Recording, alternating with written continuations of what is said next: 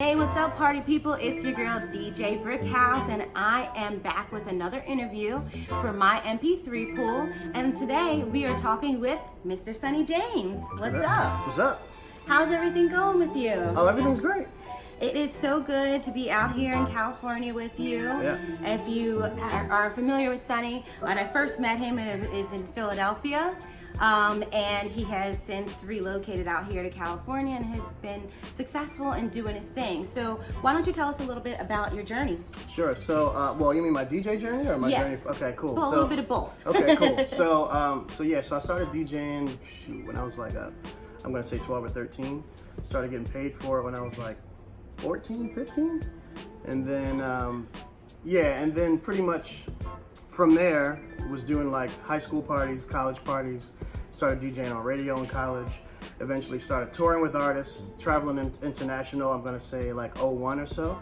From doing things like the Water for Chocolate tour in Europe with Common, and then started DJing for Bahamadia, Grand Agent, and so on and so on.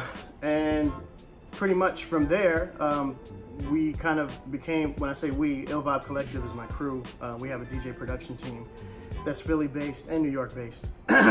And from there we pretty much, branded our own parties, and through our own events started working on our own production, engineering, studio sessions, and things like that. And that's pretty much what helped me grow my legs in the industry, so to speak.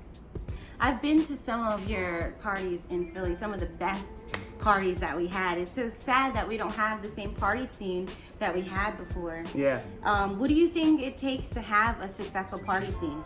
Well, I mean, the people is first and foremost, I mean, a lot of DJs, they get high off of themselves and their selection, but without the people, you don't have a party. So I think as the people change, as gentrification changes the city and changes the country, the vibe changes. So I think a big part of our success in Philly was just having those organic relationships with people who were like cultural. Whether it was artsy people, whether it was b-boys, whether it was service people, it was just a good, it was a good like collection of folks that we put in the same room at the same time, and it just created magic. I agree. It was so fun, and there was a real ill vibe. Yeah. Talk about the vibe that you guys like to create or that you create even now while you're DJing. Well, our thing as a crew and even for me as an artist is just creating memories for people, When we used to shoot, we've been doing this party called Body Rock for like 17 years now. And when we first created it, it was just supposed to be an alternative to all the, I guess at the time we would use the term jiggy clubs. And my whole thing was I wanted to be able to play Fela Kuti, Gil Scott-Heron, and Dilated Peoples and not lose a dance floor. And that was my goal at the time, was to sort of just be the alternative to everything that was pretty much going on at any club in Philly at that time. And through that, we've pretty much solidified ourselves as tastemakers, as like people who understand DJing on a deeper level, and also, we've just created a deeper connection with our audience because we weren't doing the same thing everyone else was doing. I agree. So what do you think it takes to have a successful monthly party?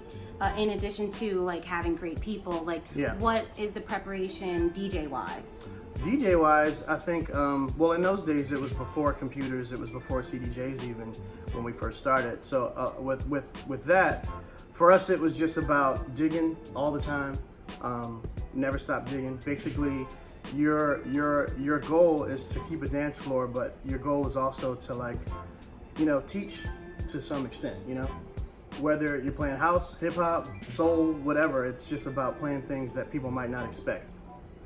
Yeah, I agree. I think that it was so unique whenever I came to any of your parties because I didn't hear anything that was on the radio. Right. Like, I don't think I heard anything that was ever on the radio. Yeah. Like, it was all stuff that you had to be like, you just you had to come up to you at the end and like, yo, what was that record that you played at 8:30, 9 p.m.? That's right. It was lit. That's because you wouldn't know, Yeah.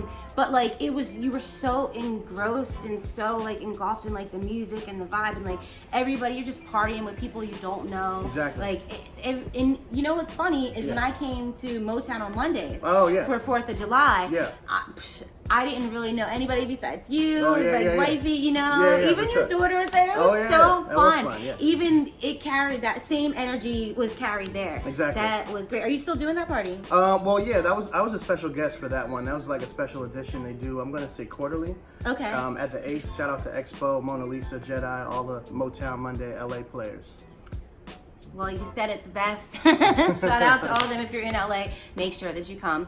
So, where can we find you on social media if we want to check you out? Right. So on social media, I just go by by Mr. Sonny James. That's MrSonny James. I also have a website, MrSonnyJames.com. I'm always building with Ill Vibe Collective, Ugly Bass, Serato. Those are pretty much my 3 teams that I represent. And yeah. Awesome. So all of your events are there on your website where we can come check you out? Yeah, for sure. All right. Thank you so much, Sonny, for taking the time to talk with us today. No doubt. And if you got any special edits, you make sure you send them to Oh, MyMp3Pool. 100%, yeah. And we'll see you guys later. Make sure you check out the blog post, mp3poolonline.com/blog. Have a great day.